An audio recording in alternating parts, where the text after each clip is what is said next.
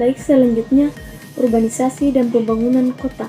Adapun definisi kota dan urbanisasi, yaitu urbanisasi adalah perpindahan penduduk dari suatu wilayah pedesaan ke kota. Orang yang melakukan perpindahan disebut urbanisasi. Contoh urbanisasi misalnya ada seseorang yang pergi dari kota ke desa untuk mencari pekerjaan untuk berpindah tempat. Sedangkan kota adalah sebuah wilayah tempat tinggal yang terdiri dari tempat tinggal dan tempat kerja dengan pusat kegiatan atau aktivitas karena memiliki penduduk yang sangat padat. Adapun konten dan konteks terdiri dari 5 elemen human settlement.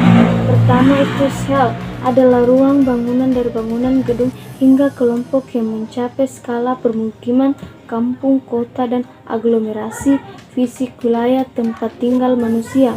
Kedua itu network, adalah jaringan meliputi prasarana tempat manusia berkomunikasi dan jaringan utilitas tempat materi mengalir, yaitu transportasi, air, listrik, dan lain-lain.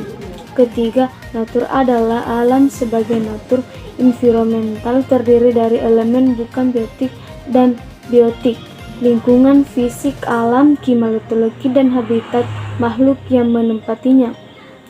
Keempat itu manusia sebagai makhluk individu dengan segala kepribadian dan identitasnya sebagai jagat kecil atau poros yang kompleks.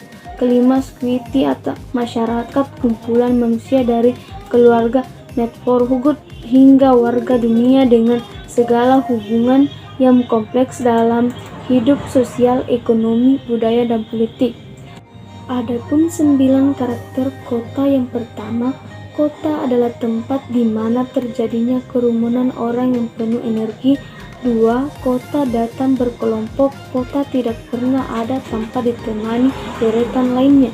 Ketiga, kota adalah tempat yang memiliki beberapa batasan fisik.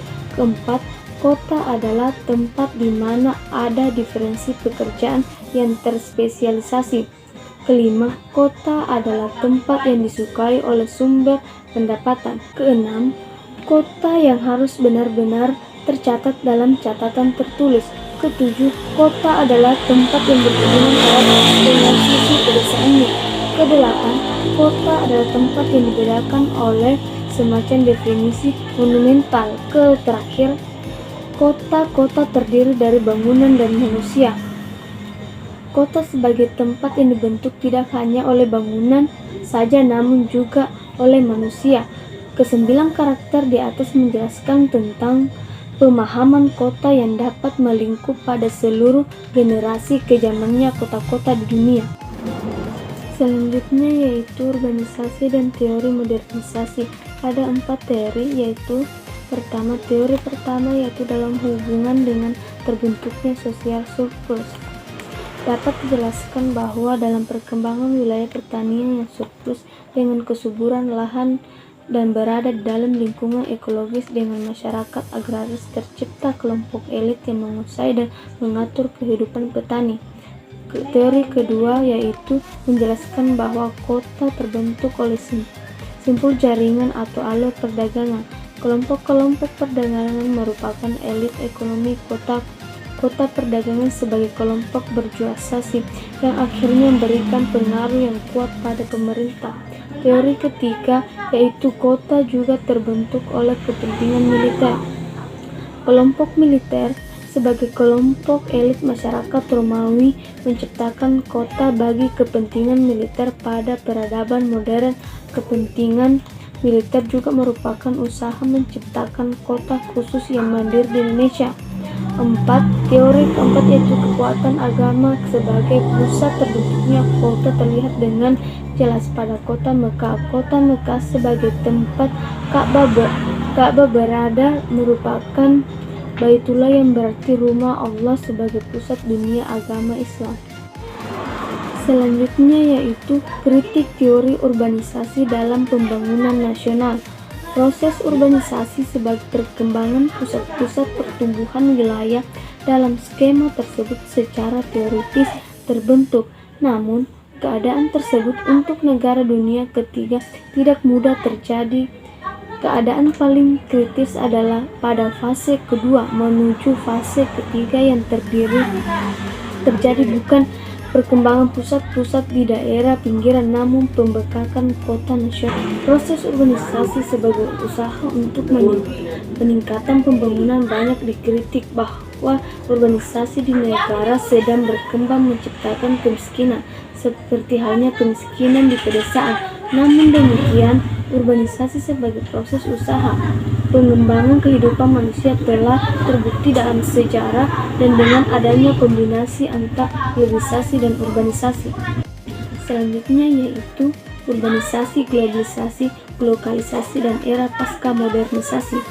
Manuel Custer dan Jeffrey Henderson pada tahun 1807 menjelaskan tentang perkembangannya era globalisasi disebabkan dengan kondisi ekonomi negara-negara maju baik blok timur maupun barat yang terancam kritis akibat berlangsungnya perang dingin yang lama. Hal tersebut dicapai melalui perkembangan revolusi teknologi informasi dan komunikasi.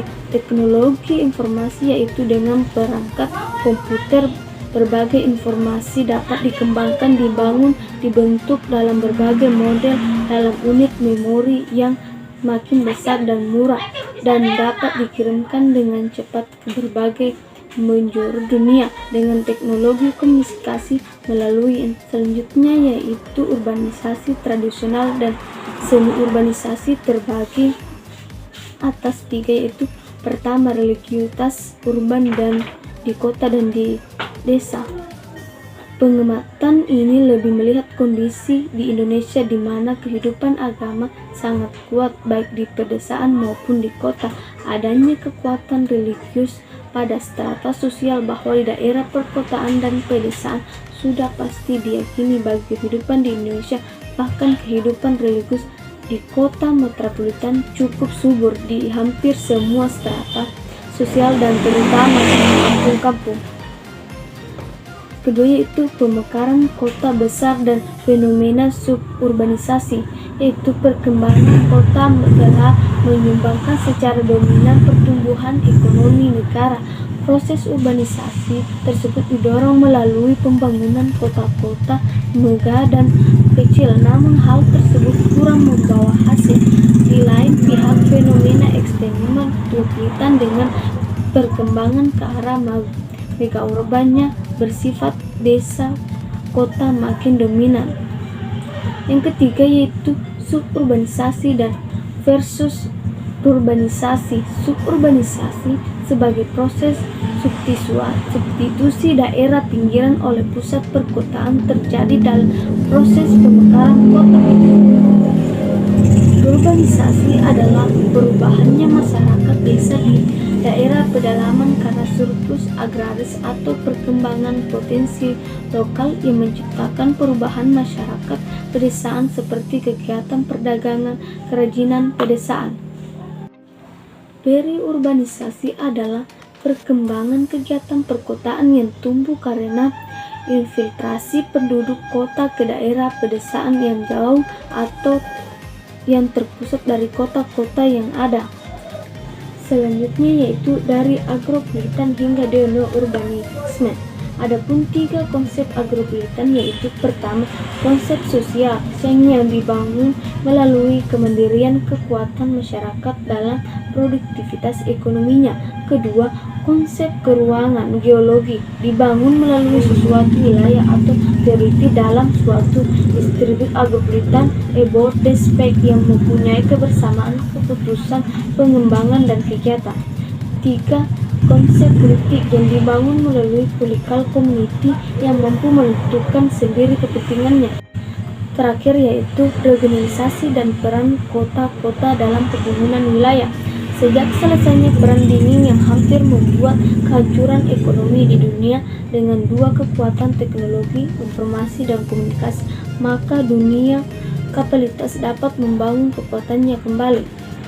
Regionalisasi membutuhkan peran kota-kota pedesaan sebagai jaringan penguatan nilai tambah produk region ke dalam sebuah keluar region. Organisasi akan memperkuat ke dalam pemberdayaan pendukung lokal sebagai kekuatan potensi produksi dan konsumsi.